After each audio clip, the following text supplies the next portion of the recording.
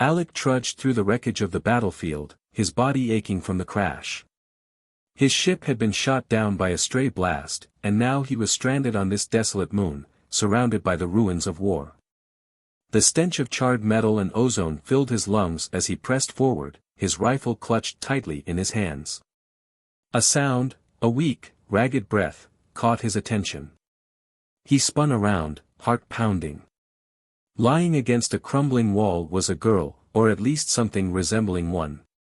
Her silver skin shimmered under the pale light of the twin moons, and her crimson eyes flickered weakly as she tried to focus on him. She was beautiful, yet something about her sent a shiver down his spine. Then, he saw the elongated fangs protruding slightly from her lips.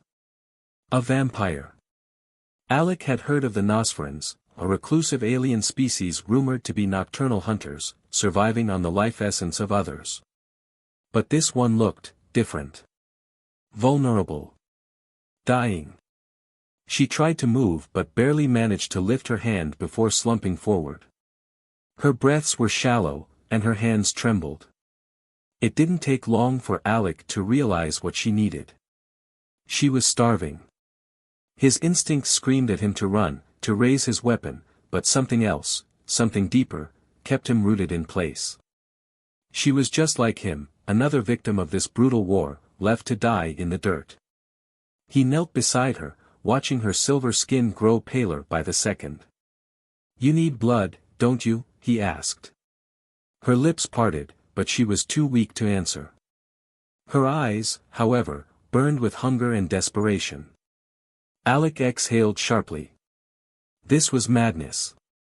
He should be looking for shelter, for supplies, but instead, he was kneeling before an alien predator, contemplating the unthinkable. And yet, something inside him knew he couldn't leave her like this. Swallowing his fear, he tilted his head and pulled his collar down, exposing his neck. "Take what you need," he said, his voice steady despite the rapid beating of his heart. The Nosfiran girl's eyes widened in shock. For a moment, she just stared at him, as if she couldn't believe what she was seeing. Then, trembling, she leaned forward. Her fangs hovered just above his skin, hesitation flickering in her gaze. "Do it," he urged. "Before I change my mind." A sharp prick, followed by a dull ache. The moment her fangs pierced his skin, Alek's breath hitched.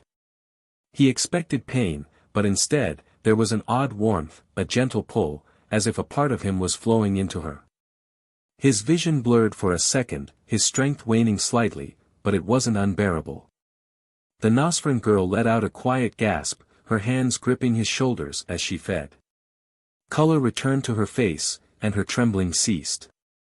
The more she drank, the more vibrant she became, her silver skin regained its glow, and her crimson eyes blazed with life. But before she could take too much, she jerked back, panting heavily, blood staining her lips.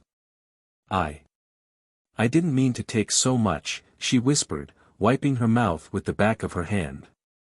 Alek swayed slightly but managed a weak grin. "I'm still standing, so I'd say you did fine." She stared at him, her expression unreadable.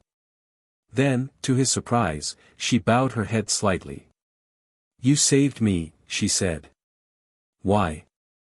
He chuckled, wincing as he touched his neck. "Maybe I'm just reckless. Or maybe I figured we were both just unlucky souls caught in this war." She was silent for a long moment before finally whispering, "My name is Sylka." "Alek." He gave her a nod. "Guess we're stuck together now." Sylka glanced at the darkened sky. "Then we should move.